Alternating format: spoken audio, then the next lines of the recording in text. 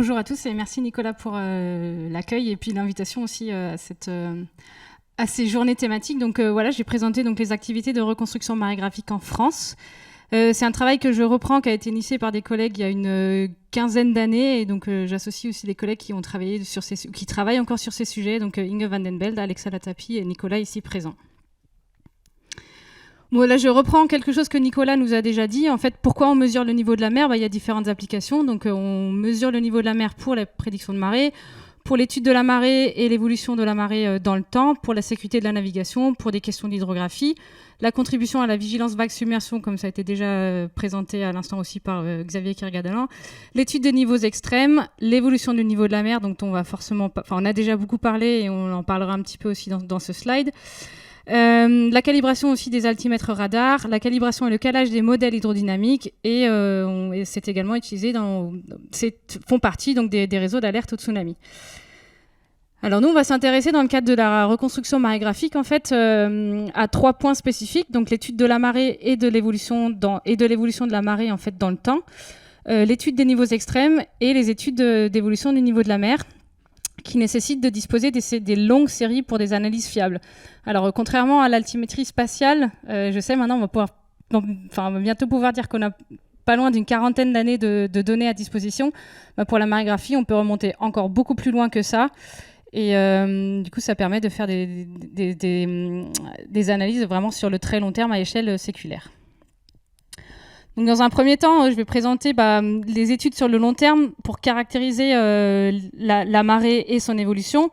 Donc ça, c'est un exemple qui a été fait sur il y a la partie. Pardon, excusez-moi. Ce graphique représente en fait l'évolution des composantes harmoniques qui sont disponibles, qui ont été calculées pour la station de Saint-Nazaire. Donc c'est les composantes harmoniques en fait qui composent le signal de marée que l'on peut prédire. Et donc vous voyez en fait ici une évolution dans le temps des années 1860 à 2000, et on voit que ces composantes, les variabilités sont pas très fortes, mais il y a quand même une variabilité dans le temps.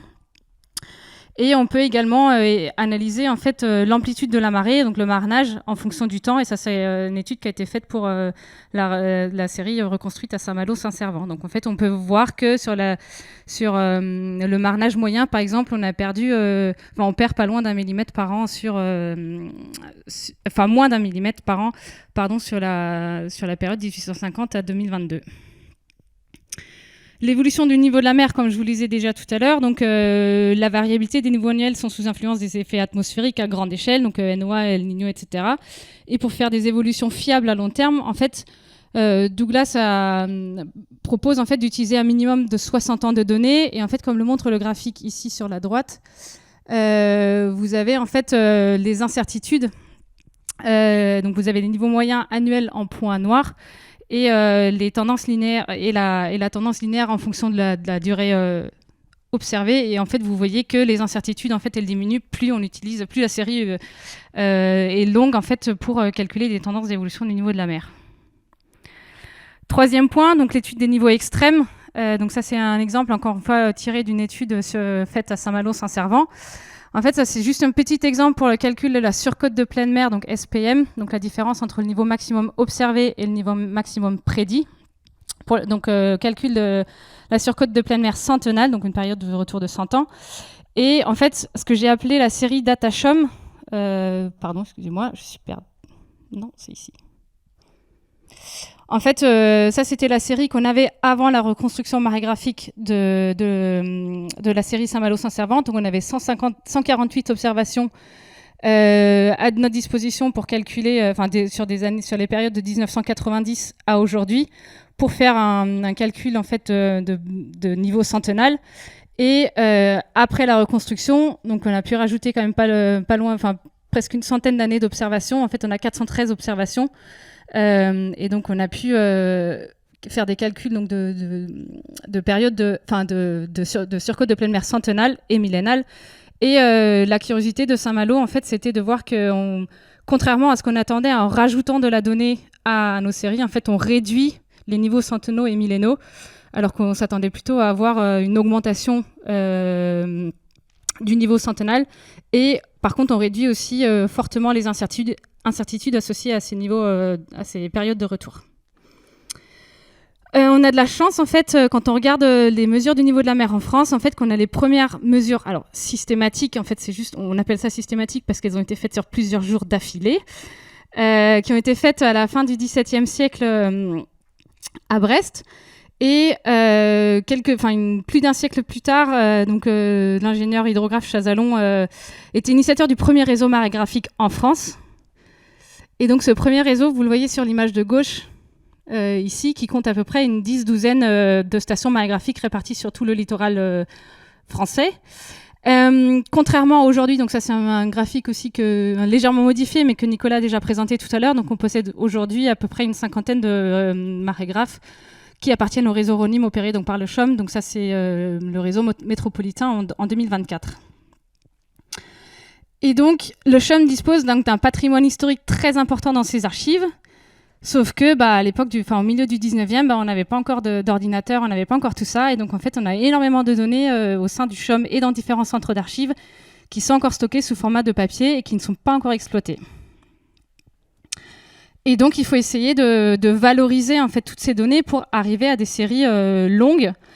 Et donc, voilà un petit peu, c'est très simplifié. S'il y a des questions sur ça, j'ai des slides, on va dire, supplémentaires à la fin du diapo. Mais grosso modo, c'est fait en 4 étapes. Donc, dans un premier temps, quand on a les archives marégraphiques, déjà, il faut faire un inventaire. Il faut savoir quelles sont les données qui sont à disposition.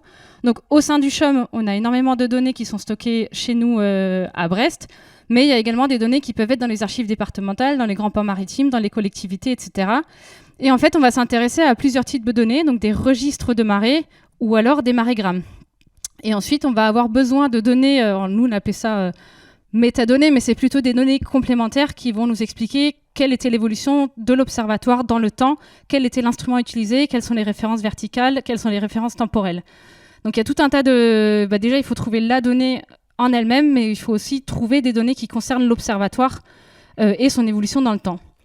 Une fois qu'on a donc les données de registre et de marégramme, il faut dans un premier temps les dématérialiser pour avoir un fichier numérique sous forme de TIFF ou de PDF, et qui peut être parfois compliqué aussi parce qu'au sein du CHOM, par exemple, on a des marégrammes en fait, qui font 1,50 m de large et 3 mètres de long. Donc vous imaginez, pour scanner, on ne va pas juste à la copieuse et on scanne ça. Et en plus, c'est des documents qui peuvent être, pour certains, qui peuvent avoir pas loin de 200 ans. Donc le papier est fragilisé. Donc il y a des précautions à prendre et ça peut être potentiellement difficile en fait de dématérialiser tous ces documents.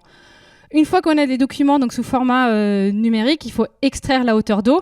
Alors là, c'est un exemple en fait où c'est de l'extraction semi-automatique. On va tracer les courbes et en fait, ça va nous sortir un fichier tabulaire en fait avec la date et un niveau d'eau associé. Donc là, c'est semi-automatique. Pour ce qui est des registres de marée, c'est encore souvent du tapage à la main. On commence à regarder si, avec des processus d'OCR ou d'intelligence artificielle, on peut essayer d'accélérer en fait ce traitement. Pour l'instant, on n'a pas encore trouvé de solution. Donc, si jamais il y a des projets, des personnes intéressantes qui veulent travailler sur ces sujets, n'hésitez pas à nous faire signe. Et une fois qu'on a donc extrait la donnée telle qu'elle est sur le marégramme ou sur le registre de marée, en fait, il faut qualifier la donnée. Est-ce que c'est de la bonne est-ce que c'est de la bonne qualité ou pas? Et ensuite, il faut mettre en cohérence parce que l'instrument du début du 19e n'est pas forcément le même que l'instrument à la fin du 19e siècle. Les références les références verticales sont peut-être pas forcément les mêmes. Et surtout dans le temps, en fait, à l'époque, on n'avait pas le temps universel comme on l'a aujourd'hui. On mesurait en temps moyen ou en temps solaire vrai. Et du coup, en fait, il faut recaler tout ça pour mettre tout ça en cohérence par rapport aux références verticales, donc le zéro hydrographique d'aujourd'hui et en temps universel. Il y a un papier qui a été rédigé par plusieurs collègues, donc qui détaille vraiment tout ce processus aussi, que je vous invite à lire si vous avez plus de questions sur ce sujet. Un petit slide pour présenter en fait les projets réalisés donc par le CHOM avec ses partenaires. Donc j'ai classé du nord vers le sud. La série de Dunkerque qui était financée dans le cadre d'une thèse par Alexa Latapi, la reconstruction de la série de Saint-Malo-Saint-Servant dont j'ai déjà plusieurs fois parlé. Donc ça c'était dans le cadre du projet du Papy Saint-Malo.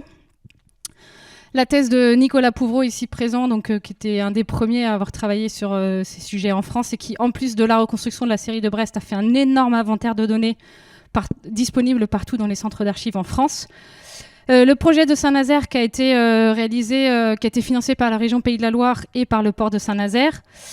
La thèse de Thomas Goriot qui a été financée par le département de la Charente-Maritime et par le Liens. Le projet de la reconstruction de Soquois Saint-Jean-de-Luz qui a été financé par le projet européen Esponda et la région de Nouvelle-Aquitaine, et des plus petites séries, excusez-moi, qui sont pas présentes sur le graphique, mais vous voyez qu'on arrive à avoir quand même une demi-douzaine de séries quand même relativement longues en France et avec lesquelles on va pouvoir donc faire des études de caractéristiques de marée, des études d'évolution du niveau de la mer et des études des niveaux extrêmes.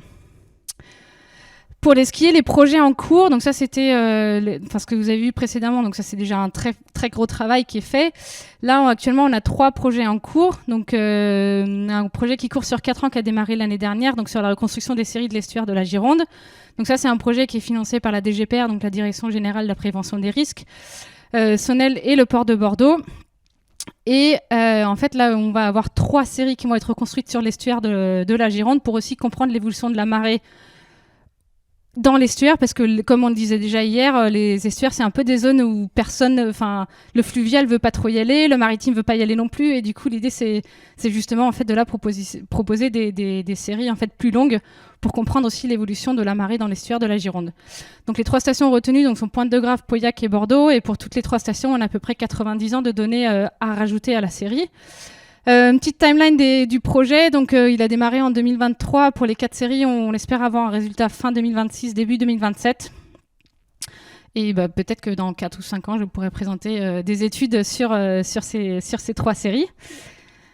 L'année dernière, en décembre 2023, on a eu un financement pour la reconstruction des séries de Cherbourg du Havre, également un financement par la DGPR.